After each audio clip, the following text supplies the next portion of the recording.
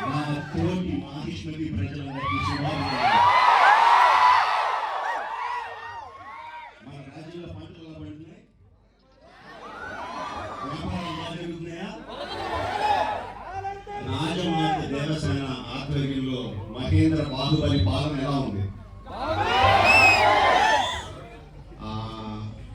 ముసలుడు భక్తాలు చావాలో తెలియక విజయం దేవుడు ఏడుస్తా కష్టా వీడు తిరుగుతున్నాయి. బాగానే ఉందా?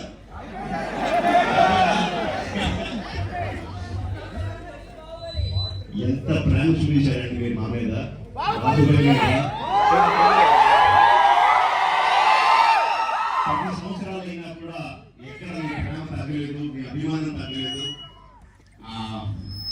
I don't think I can express my love back to you in words.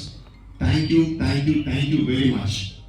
So, ఈ 10 సంవత్సరాల తర్వాత ఎందుకు బాహుబలిని తీసుకురావాలి అంటే ఫీడ్బ్యాక్ వస్తుంది.